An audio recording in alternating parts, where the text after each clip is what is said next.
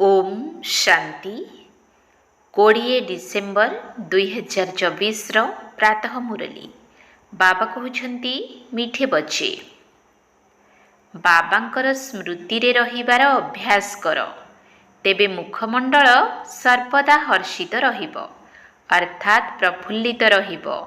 बाबांकर सहयोग मिली चलिब केबे भी झाउली पड़िब नाही। बाबांकर स्मृति रे रहिबार अभ्यास कर तेबे मुखमंडल सर्वदा हर्षित रहिब अर्थात प्रफुल्लित रहिब। बाबांकर सहयोग मिली चलिब केबे भी झाउली पड़िब नाही। प्रश्न तुम पिला मानकु एही ईश्वरीय विद्यार्थी जीवन केउ निशारे बा खुशी रे बिताइबाकु हेबो। तुम पिला मानकु एही ईश्वरीय विद्यार्थी जीवन केउ निशारे बा खुशी रे बिताइबाकु हेबो। उत्तर सदा सर्वदा एही निशा रहु कि आमे एही पाठ पढ़ा द्वारा राजकुमार राजकुमारी हेबु। तेणु एही जीवन को हसी खेली ज्ञानर नृत्य करी करी बिताइबाकु हेबो। सर्वदा उत्तराधिकारी होई फूल हेबार पुरुषार्थ करुथाओ। एहा हेउछि राजकुमार राजकुमारी हेबार कॉलेज। एठारे पढ़िबाकु भी हेबो तो पढ़ाइबाकु मध्य हेबो, प्रजा मध्य तैयारी करिबाकु हेबो, तेबे जाई राजा होई परिबो। बाबा तो विद्वान ही अटंती, तेणु तांकर पढ़िबार आवश्यकता नाही। गीत बचपन के दिन भुला न देना। ओम शांति। एही गीत केवल पिला मानक पई उद्दिष्ट। जदिओ एहा सिनेमार गीत किंतु किछि गीत तुम मानक पई प्रयोज्य। जेउ माने सुपुत्र संतान अटंती सेमाने गीत सुनिबा समय रे तार अर्थ को हृदयंगम करिथांती। बाबा बुझाउछंती मोर स्नेही पिला माने काहींकिना तुमे संतान होइछ। जेतेबेले संतान होइछ सेतेबेले पितांकर संपत्ति मध्य मने रहिबो। जदि संतान होई नाह तेबे संपत्ति को मने पकाइबाकू पड़िबो। पिला मानकर स्मृति रे रहुछि जे आमे भविष्यत रे बाबांक ठारू संपत्ति नेबु। एहा हेउछि ही राजयोग प्रजायोग नुही। आमे भविष्यत रे राजकुमार राजकुमारी हेबु। आमे तांकर संतानटू बाकी जे मित्र संबंधी आदि अछंती से समस्त को भूलिबाकू होइथाय। जनक व्यतीत द्वितीय केही मने न पड़ंतु, देह भी मने न पड़ू। देह अभिमान को छाड़ी देही अभिमानी हेबाकू पड़िबो। देह अभिमानी हेबा द्वारा ही अनेक प्रकारर संकल्प विकल्प आसुछि ओ उत्थान बदल रे पतन होई जाउछि। बाबांकू मने पकाइबार अभ्यास करी चलिले सर्वदा हर्षित मुख प्रफुल्लित फूल परी होई रहिबो। बाबांकू भूलिले आत्मारूपी फूल झाउली जीवो।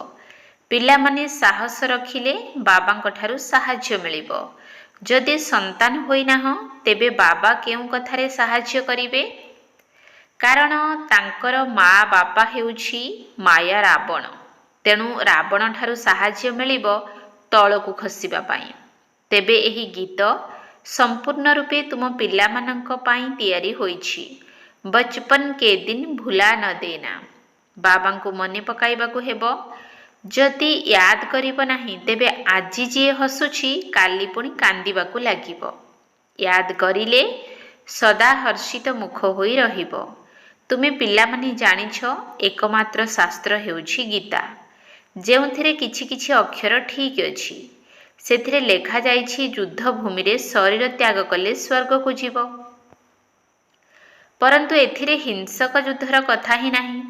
तुम पिला मानकु बाबांक ठारू शक्ति नेई माया उपरे विजय प्राप्त करिबाकू हेबो। तेबे निश्चित बाबांकू मने पकाइबाकू हेबो। तेबे जाई स्वर्गर मालिक हेबो। सेमाने पुणी स्थूल अस्त्र शस्त्र आदि देखाई देइछंती। ज्ञान कटारी ज्ञान बाण अक्षर शुणिछंती। तेणु स्थूल रे अस्त्र शस्त्र देई देइछंती। वास्तव रे एहा हेउछि ज्ञानर कथा। बाकी एते भुजा आदि तो कहार न थाए। ତେଣୁ ଏହା ହେଉଛି ଯୁଦ୍ଧସ୍ଥଳ।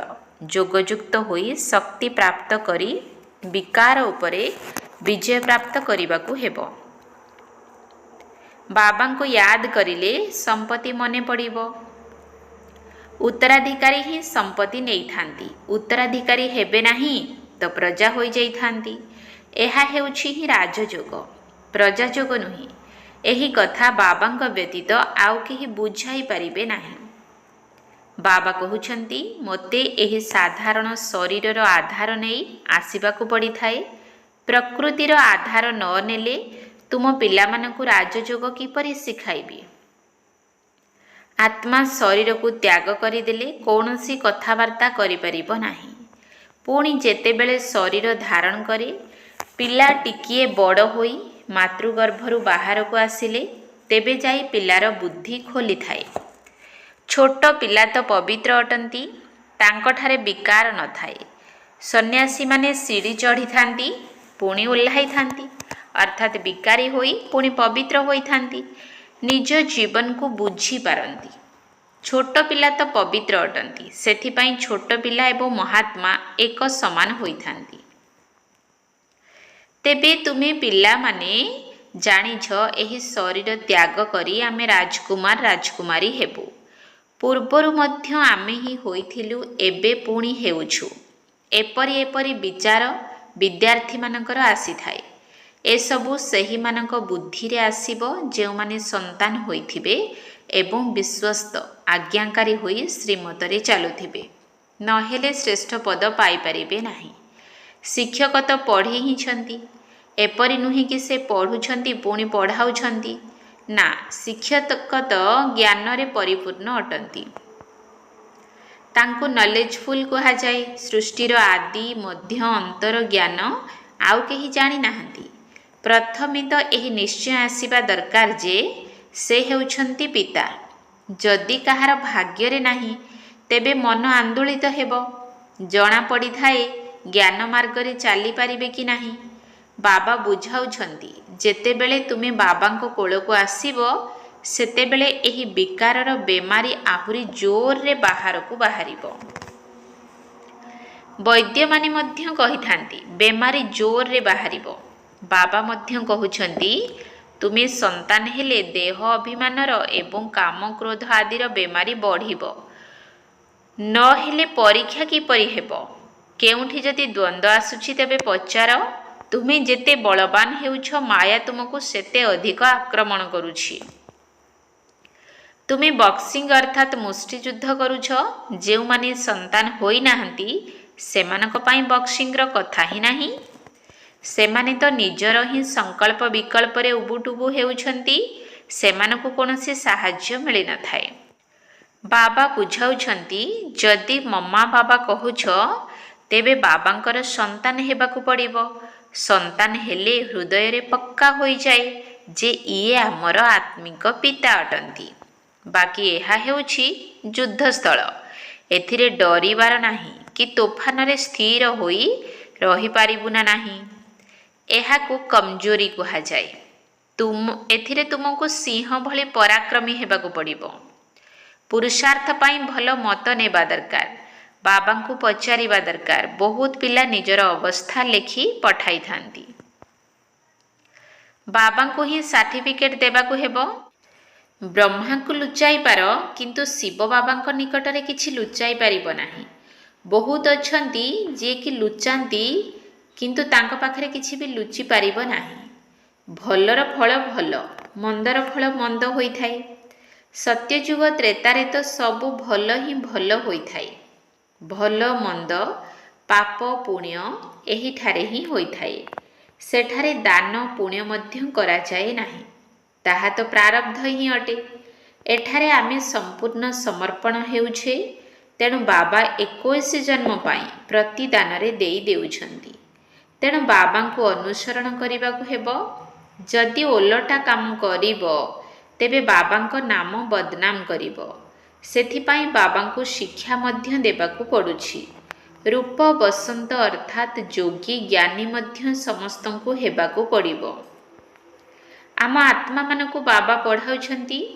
आमको पुणी अन्य मानकु पढ़ाइबाकु हेबो। सत्य ब्राह्मण मानकु ही सत्य गीता सुनाइबाकु हेबो। आउ कोनोसी शास्त्रर कथा नाही, मुख्य हेउछि गीता। बाकी सबु तार रचना अटंती, से सबु द्वारा काहार कल्याण हुए नाही। मो सहित केही मिसी पारंती नाही। मु ही आसी पुणी सहज ज्ञान सहज राजयोग शिखाउछि। सर्वशास्त्रमयी शिरोमणि हेउछि गीता। एही सत्य गीता द्वारा ही संपत्ति मिली थाए। कृष्ण को मध्य गीता द्वारा संपत्ति मिली। गीतार मध्य पिता जी की रचयिता अटंती, सी आसी संपत्ति देउछंती। बाकी गीता शास्त्ररु संपत्ति मिलिबो नाही। रचयिता हेउछंती जणे, बाकी समस्ते तांकर रचना। प्रथम नंबर रे शास्त्र हेउछि गीता। तेबे पछरे जो शास्त्र सब तैयारी होइछि सेगुड़िक ठार मध्य कौनसी संपत्ति मिलिबो नाही। संपत्ति सम्मुखरु ही मिलुछि। मुक्तिर वर्षा तो समस्तंकु मिलिबार नाही। समस्तंकु घर को फेरी जीवाकु हेबो। बाकी पाठ पढ़ा द्वारा स्वर्गर संपत्ति मिली थाए। पुणी जीए जेते पढ़ी पारिबो। बाबा सम्मुखरे आसी पढ़ाउछंती। जे पर्यंत निश्चय होई नाही कि किए पढ़ाउछंती, तेबे बुझिबे कौन बा प्राप्ति करि परिबे। तथापि भी बाबांक ठारु शुणुछंती। तेबे ज्ञानर तो विनाश हेबो नाही। जेतिकी सुख मिलिबो पुणी अन्य मानकु मध्य सुख देबे, प्रजा तैयारी करिबे, तेबे निजे मध्य राजा होई जिबे। आमर एहा हेउछि विद्यार्थी जीवन। हसी खेली ज्ञानर नृत्य करी करी आमे जाई राजकुमार हेबा। छात्र जानी छांती जे आमे राजकुमार हेबु, तेणु खुशीर पारद चढ़ी थाए। एहा तो राजकुमार राजकुमारी हेबार कॉलेज अटे। दुनिया रे तो राजकुमार राजकुमारी मानकर अलगा कॉलेज थाए। विमान रे चढ़ी कॉलेज को जाई थांती। विमान मध्य सेठारे संपूर्ण सुरक्षित प्रतिरोधक्षम होई थाए। केबे भांगी न थाए। केबे कौनसी प्रकार रे दुर्घटना हेबो ही नाही। एहा सबु बुझिबार कथा। प्रथमतः बाबांक ठारे पूरा बुद्धि जोग रखिबाकु पड़िबो। द्वितीय रे समस्त समाचार बाबांकु देबाकु पड़िबो। किए किए कंटारू कढ़ी होइछंती, बाबांक सहित पूरा संबंध रखिबाकु पड़िबो। जहा द्वारा टीचर मध्य निर्देश देई पारिबे। किए किए उत्तराधिकारी होई फूल हेबार पुरुषार्थ करुछंती। कंटारू कढ़ी तो होइछंती, पुणी फूल सेतेबेले हेबे जेतेबेले संतान रूपे संपूर्ण समर्पित हेबे। नहेले कढ़ीरु कढ़ी होई रहिजिबे, अर्थात प्रजारे आसीजिबे। एबे जीए जेपरी पुरुषार्थ करिवे सेहीपरि पद पाइबे। एपरि नुही जणे दौड़िले आमे तार लांज धरि नेबु। भारतवासी एहीपरि बुझी थांती। परंतु लांज धरिबार तो कौनसी कथा नाही। जे करिबो से पाइबो। जे पुरुषार्थ करिबो 21 पीढ़ी तार प्रारब्ध जमा हेबो। सत्य जुगरे बुढ़ा तो निश्चित हेबो, परंतु अकाल मृत्यु हुए नाही। केते उच्च पद मिलुछि। बाबा बुझी जाती यांकर भाग्य खोलिछि। उत्तराधिकारी होइछंती। एबे पुरुषार्थी अटंती, पुणी बाबांकु जणाई थांती। बाबा एही समस्या सबु आसुछि। एपरि हेउछि। प्रत्येकंकु हिसाब देबाकु पड़ी थाए। एते परिश्रम आउ कोनसी सत्संगरे हुए नाही। बाबा तो छोट छोट पिला मानकु मध्य संदेश आनिबा निमंते बतन को पठाई देई थांती। युद्धरे वार्ताबह मध्य दरकार ना। एहा हेउछि युद्ध क्षेत्र। एठारे तुमे सम्मुखरे शुणुछ, तेणु बहुत भल लागुछि। मन खुशी होई जाउछि। बाहर को गले बगुलांक सह मिसिबा द्वारा खुशी हजि जाई थाए। सेठारे मायार धूली रहिछि, सेथिपाई तेणु पक्का हेबाकु पड़िबो। बाबा केते स्नेहरे पढ़ाउछंती, केते सुविधा देउछंती। एपरि मध्य बहुत अछंती जे माने भल भल कही रही जाई थांती। कोटिकरे केही गोटिए आसी थांती। एठारे तो ज्ञानर निशा रहिबा दरकार। जेपरि मदर निशा चढ़ी थाए। केही जदि देबालिया होई मद पी थांती, ଜୋରରେ ନିଶା ହୋଇଗଲେ ଭାବିଥାନ୍ତି ମୁଁ ରାଜାଙ୍କର ରାଜା ହେବି। ଏଠାରେ ତୁମ ପିଲାମାନଙ୍କୁ ପ୍ରତିଦିନ ଜ୍ଞାନ ଅମୃତରେ ଭରା ପିଆଲା, ସୁରା ଇତ୍ୟାଦି ପାନ କରିବା ପାଇଁ ବ୍ୟବହୃତ ହେଉଥିବା ଲମ୍ବା ନାଡ଼ ଥିବା କପ୍ ମିଳୁଛି। ପ୍ରତିଦିନ ଧାରଣା କରିବା ପାଇଁ ପଏଣ୍ଟସ୍ ଏପରି ମିଳୁଛି ଯାହାକି ବୁଦ୍ଧିର ତାଲା ହିଁ ଖୋଲି ଯାଉଛି। ସେଥିପାଇଁ କିପରି ବି ହେଉ ମୁରଲି ପଢ଼ିବାର ଅଛି। ଯେପରି ପ୍ରତିଦିନ ଗୀତା ପଢ଼ିଥାନ୍ତି ନା, ଏଠାରେ ମଧ୍ୟ ପ୍ରତିଦିନ ବାବାଙ୍କ ଠାରୁ ପାଠ ପଢ଼ିବାକୁ ହେବ। ପଚାରିବା ଦରକାର ଯେ ମୋର ଉନ୍ନତି ହେଉନାହିଁ କାରଣ କ'ଣ? ଆସି ବୁଝିବା ଦରକାର। ସେହିମାନେ ହିଁ ଆସିବେ ଯେଉଁମାନଙ୍କର ପୁରା ନିଶ୍ଚୟ ରହିଥିବ କି ସିଏ ଆମର ପିତା ଅଟନ୍ତି। ଏପରି ନୁହେଁ କି ନିଶ୍ଚୟ ବୁଦ୍ଧି ହେବା ପାଇଁ ପୁରୁଷାର୍ଥ କରୁଛନ୍ତି। ନିଶ୍ଚୟ ଅର୍ଥାତ୍ ପୂର୍ଣ୍ଣ ବିଶ୍ୱାସ, ସେଥିରେ ଶତକଡ଼ା ନଥାଏ। ବାବା ହେଉଛନ୍ତି ଜଣେ, ତାଙ୍କଠାରୁ ହିଁ ସମ୍ପତ୍ତି ମିଳୁଛି। ଏଠାରେ ହଜାର ହଜାର ପଢ଼ୁଛନ୍ତି, ପୁଣି ବି କହୁଛନ୍ତି ନିଶ୍ଚୟ କିପରି କରିବୁ। ଏଭଳି କହୁଥିବା ଆତ୍ମାକୁ ଭାଗ୍ୟହୀନ କୁହାଯାଏ। ଭାଗ୍ୟବାନ ସିଏ ଯିଏ ବାବାଙ୍କୁ ଜାଣିବେ ଓ ମାନିବେ। କେହି ରାଜା ଯଦି କହିବେ ମୋର ପୋଷ୍ୟ କୋଳର ସନ୍ତାନ ଆସି ହୁଅନ୍ତୁ, ତେବେ କୋଳକୁ ଯିବା ଦ୍ୱାରା ହିଁ ନିଶ୍ଚୟ ହୋଇଯାଇଥାଏ ନା। ଏପରି କହିବେ ନାହିଁ କି ନିଶ୍ଚୟ କିପରି ହେବ। ଏହା ହେଉଛି ହିଁ ରାଜଯୋଗ। ବାବା ତ ସ୍ୱର୍ଗର ରଚୟିତା ଅଟନ୍ତି, ତେଣୁ ସ୍ୱର୍ଗର ମାଲିକ କରାଉଛନ୍ତି। ଯଦି ନିଶ୍ଚୟ ହେଉନାହିଁ ଅର୍ଥାତ୍ ତୁମ ଭାଗ୍ୟରେ ନାହିଁ, ଆଉ କିଏ କ'ଣ କରିପାରିବେ? ନ ମାନିଲେ ପୁଣି ପୁରୁଷାର୍ଥ କିପରି କରିପାରିବେ?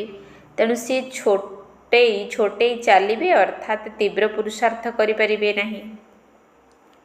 ବେହଦ୍ର ବାବାଙ୍କ ଠାରୁ ଭାରତବାସୀମାନଙ୍କୁ କଳ୍ପକଳ୍ପ ବର୍ଷା, ସ୍ୱର୍ଗର ବର୍ଷା ମିଳିଥାଏ। ଦେବତା ସତ୍ୟଯୁଗରେ ହିଁ ଥାଆନ୍ତି।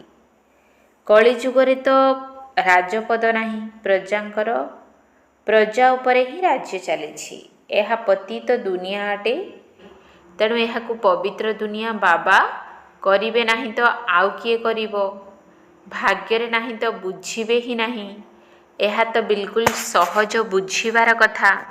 ଲକ୍ଷ୍ମୀ ନାରାୟଣ ଏହି ରାଜପଦର ପ୍ରାରବ୍ଧ କେବେ ପାଇଲେ? ନିଶ୍ଚିତ ପୂର୍ବଜନ୍ମର କର୍ମ, ତେଣୁ ପ୍ରାରବ୍ଧ ପାଇଲେ। ଲକ୍ଷ୍ମୀ ନାରାୟଣ ସ୍ୱର୍ଗର ମାଲିକ ଥିଲେ, ଏବେ ନର୍କ ହୋଇଯାଇଛି।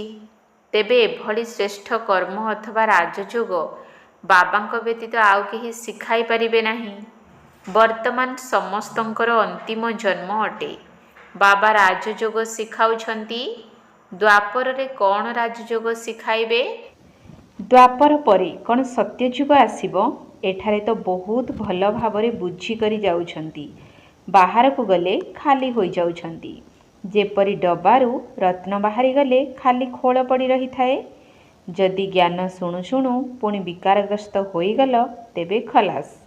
ବୁଦ୍ଧିରୁ ଜ୍ଞାନ ରତ୍ନ ଖାଲି ହୋଇଯାଇଥାଏ। ଏପରି ମଧ୍ୟ ବହୁତ ଲେଖିଥାନ୍ତି। ବାବା ମେହନତ କରି କରି ଆଜି ପୁଣି ତଳକୁ ଖସିଗଲ ଅର୍ଥାତ୍ ନିଜକୁ ଏବଂ କୂଳକୁ କଳଙ୍କ ଲଗାଇଲ, ଭାଗ୍ୟରେ ପୂର୍ଣ୍ଣଚ୍ଛେଦ ଲଗାଇଦେଲ। ଘରେ ଯଦି ପିଲାମାନେ ଏପରି ଅକର୍ତ୍ତବ୍ୟ କରିଥାନ୍ତି, ତେବେ କହିଥାନ୍ତି ଏପରି ପିଲା ମରିଗଲେ ଭଲ। ତେବେ ଏହି ବେହଦ୍ର ପିତା କହୁଛନ୍ତି କୂଳ କଳଙ୍କିତ ହୁଅ ନାହିଁ। ଯଦି ବିକାରର ଦାନ ଦେଇ ପୁନର୍ବାର ଫେରସ୍ତ ନେଲ, ତେବେ ପଦଭ୍ରଷ୍ଟ ହୋଇଯିବ। ପୁରୁଷାର୍ଥ କରିବାକୁ ହେବ, ବିଜୟ ପ୍ରାପ୍ତ କରିବାକୁ ହେବ। ଯଦି ମାୟାର ଚୋଟ ଲାଗୁଛି, ତେବେ ପୁଣି ସଜାଗ ହୋଇଯାଅ। ବାରମ୍ବାର ଆଘାତ ଖାଇଲେ ହାରିଯାଇ ବେହୋସ ହୋଇଯିବ। ବାବା ତ ବହୁତ ବୁଝାଉଛନ୍ତି, ପରନ୍ତୁ କେହି ତାକୁ ମାନି ଚଳିଲେ ତ ହେବ ନା। ମାୟା ବଡ଼ ଚତୁର ଅଟେ। ପବିତ୍ରତାର ପ୍ରଣ କରିଛ, ପୁଣି ଯଦି ତଳକୁ ଖସିଲ, ତେବେ ଚୋଟ ବହୁତ ଜୋରରେ ଲାଗିଥାଏ। ପବିତ୍ରତା ଦ୍ୱାରା ହିଁ ନୌକା ପାର ହୋଇଥାଏ। ପବିତ୍ରତା ଥିବା ସମୟରେ ଭାରତର ଭାଗ୍ୟ ଚମକୁଥିଲା, ଏବେ ତ ଘୋର ଅନ୍ଧକାର ହୋଇଯାଇଛି। ଆଚ୍ଛା, ମିଠା ମିଠା ଶିକିଲଧି ସନ୍ତାନମାନଙ୍କ ପ୍ରତି ମାତା ପିତା ବାପଦାଦାଙ୍କର ମଧୁର ସ୍ନେହ ସମ୍ପନ୍ନ ଶୁଭେଚ୍ଛା ଏବଂ ସୁପ୍ରଭାତ।